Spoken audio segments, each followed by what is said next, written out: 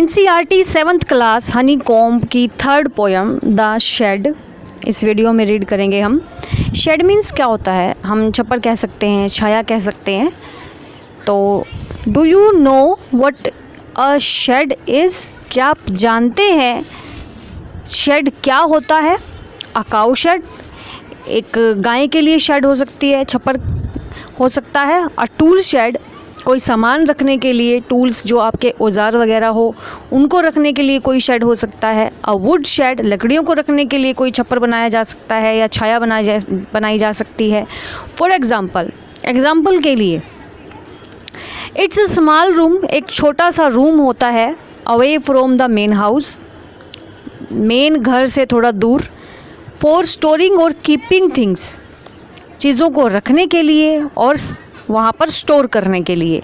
Animals को भी रखा जा सकता है, टूल्स को भी रखा जा सकता है, व्हीकल्स को भी रखा जा सकता है। टूल मीन्स कोई आपके औजार हो उनको रख सकते हैं। व्हीकल्स, कोई गाड़ी या साइकिल को वहाँ खड़ा करना है और उसके ऊपर कोई छत बना दी जाए, उसको भी शेड कहते हैं, etcetera.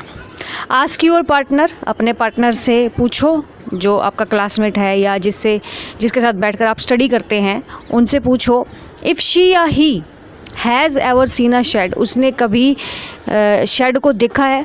Late her him describe it to the class, उसको क्लास में ये डिस्क्राइब करने दो और आप भी क्लास में ये डिस्क्राइब करो कि आपने कभी शेड को देखा है या अपने घर में कभी बनाते हुए देखा हो या किसी और के घर में या कहीं आसपास देखा हो, तो आप उसको डिस्क्राइब करें।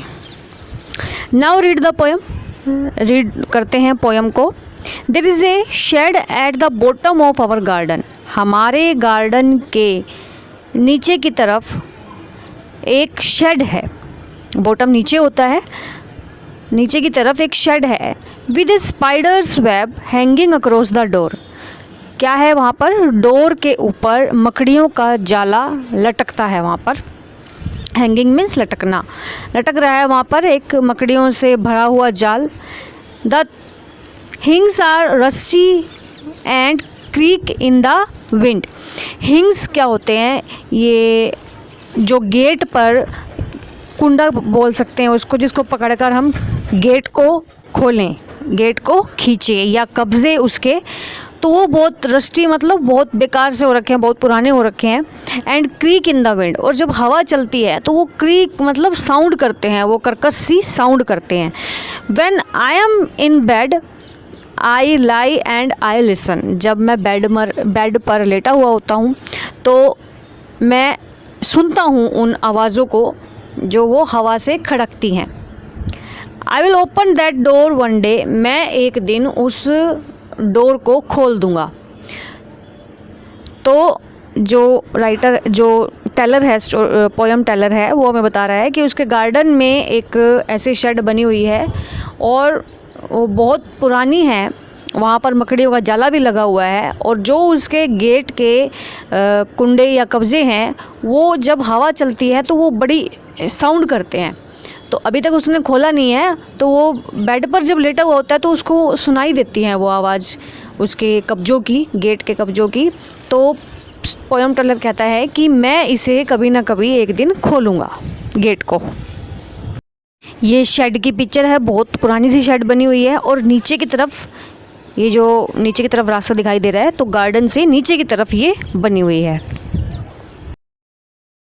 There is a dusty old window around at the side, dusty मतलब धूल से भरी हुई, ओल्ड मीन्स पुरानी, विंडो खिड़की, अराउंड द साइड, साइड में क्या है? पुरानी और धूल से भरी हुई विंडो है। With 3 cracked panes of glass, cracked panes जिसमें क्रैक है ग्लास के अंदर, और विंडो के अंदर क्या है? ग्लास लगे हुए हैं और उस ग्लास के अंदर क्या है? क्रैक आया हुआ है। I often think there is someone staring at me, मैं कभी कभी सोचता हूँ कि इसमें कोई मुझे देख रहा है, इसमें से मुझे कोई देख रहा है। Each time that I pass, जब भी मैं इसके पास से गुज़रता हूँ। I will peep through that window one day, मैं इस विंडो को एक दिन तोड़ूंगा। माई ब्रदर सेज, मेरे ब्रदर कहते हैं, मेरे भाई कहते हैं, there is a ghost in the shed, कि इस शेड के अंदर एक घोस्ट है। घोस्ट मीन्स क्या होता है? भूत। तो मेरा भाई मुझे ये बताता है कि इसके अंदर ना भूत है, और उसी ने मेरे दिमाग में ये बात डाली थी कि जो इसमें से ना मुझे कोई घूरता रहता है। तो आगे देखते हैं। Who hides under the rotten floor boards, जो सड़े हुए लकड़ी के बोर्ड के नीचे छुपा हुआ है। रोटन मीन्स सड़ा हुआ, फ्लोर बोर्ड मीन्स जो लकड़ी के तख्ते होते हैं ना, बोर्ड होते हैं वो, तो उनके नीचे वो छुपा हुआ है भूत। And if I ever dare to set foot inside, अगर मैंने हिम्मत की एक कदम भी अंदर रखने की, इनसाइड मतलब अंदर, डेयर मतलब हिम्मत करना किसी काम को करने की, अगर मैंने कभी एक कदम भी अंदर रखने की हिम्मत की, he will jump out and chop of my head, वो मेरे ऊपर जंप करेगा और मेरे सिर को काट देगा। But I will take a peek one day, लेकिन मैं ऐसा एक दिन करूँगा, मैं इसमें देखूँगा या मैं इसको झाँकूँगा इस विंडो में से। I know that there is not really a ghost, मुझे पता है कि इसके अंदर कोई भी सच में कोई भी घोस्ट या भूत नहीं है, तो इसलिए मैं ये डेयर करूँगा इसके अंदर जाने की, इसमें से देखने की। पहले जो फर्स्ट स्टैंजा था उसमें क्या था कि मैं इसमें एक दिन देखूँगा, फिर दरवाजे को खोलूँगा। एक फर्स्ट स्टैंजा में था दरवाजे को खोलूँगा, फिर वो कहता है कि मैं विंडो में से झाँकूँगा, और फिर अब थर्ड स्टैंजा में कहता है I will take a peek, मैं एक चांस ज़रूर लूँगा इसमें जाने का। I know that there is not really a ghost, मैं जानता हूँ उसमें कोई भी भूत नहीं है। माई ब्रदर टेल्स लाइज, मेरा जो भाई है वो झूठ बोलता है। To keep the shed for his den, अपने आप को छुपाने के लिए वो इस शेड को रखना चाहता है ताकि कोई और इसमें ना आए और वो कभी कभी इसको छुपने के लिए यूज़ करे। There is not any one steering और मेकिंग स्ट्रेंज नॉइसेस, इसमें कोई भी ऐसा नहीं है जो मुझे घूरता हो और आवाज़ें करता हो। And the spider has been gone from his web, और अब जो स्पाइडर है वो भी चली गई है अपने जाल से। Since I don't know when, कब गई है मुझे ये भी नहीं पता, मैं ये भी नहीं जानता। I will go into that shed one day soon, और मैं इस शेड के अंदर जल्दी ही चला जाऊंगा। बट नॉट जस्ट येट, परंतु अभी नहीं, बट वन डे ज़रूर जाऊंगा। तो एक शेड के बारे में है ये पोयम कि कोई भी जो हमारा जो वेस्टेज सामान होता है वो रखने के लिए घर के पास बना दी जाती है, और उसमें कई दिनों तक एंट्री ना हो, वो कैसी ख़राब सी हो जाती है, जाले लग जाते हैं। तो ऐसी किसी शेड का यहाँ पे वर्णन किया गया है पोयम टेलर द्वारा। पोयम का जो राइटर है वो है फ्रैंक फ्लाइन, तो इन्होंने ही एक शेड के बारे में बताया है। पोयम के question answer. Who is the speaker in the poem, कौन है स्पीकर पोयम में, बताने वाला कौन है पोयम को। It is not very clear who is the speaker is, ये क्लियर नहीं है एक्चुअली में कौन है स्पीकर। परहैप्स शायद the speaker is the poet himself, जो पोएट है ना जिसने पोयम को लिखा है, शायद वही स्टोरी पोयम टेलर हो सकता है। Second question, is she he afraid और क्यूरियस और बोथ, डरा हुआ था या जिज्ञासु था या दोनों ही था। द शेड के बारे में बताते हुए पोयम क्या फील कर रहा था, डरा हुआ था या जिज्ञासु था। आंसर है the speaker seems to be both curious, दोनों ही बातें लग रही थी, जिज्ञासु भी लग रहा था एज वेल एज अफ्रेड, डरा हुआ भी लग रहा था। To go inside the shed, जाने के लिए शेड के अंदर, क्योंकि वो बता रहा था ना घोस्ट है इसके अंदर, तो डरा हुआ भी लग रहा था, और वो जाना चाहता था इसलिए वो जिज्ञासु लग रहा था कि शेड के अंदर क्या है, मुझे जाकर देखना चाहिए। Third question, what is she he planning to do soon, जल्दी ही वह क्या करने की कोशिश कर रहा था जो स्टोरी पोयम टेलर है।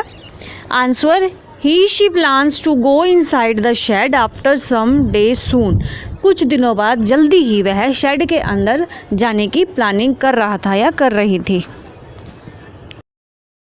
Fourth question, but not just yet, परंतु अभी नहीं, सजेस्ट डब्ट, फियर, हेजिटेशन, लेजीनेस और समथिंग एल्स।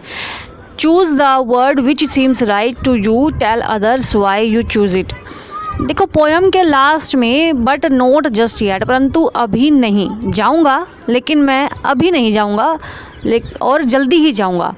तो वो क्या फील कर रहा है पोयम को बताने वाला? डर रहा है, कोई डाउट है उसको, घबरा रहा है, या लेज़ी है वो, या कुछ और हमें इनमें से एक वर्ड को चूज़ करना है और बताना है कि क्यों हम ये रीज़न दे रहे हैं। बट नोट जस्ट येट का रीज़न हम क्या दे रहे हैं और क्यों दे रहे हैं?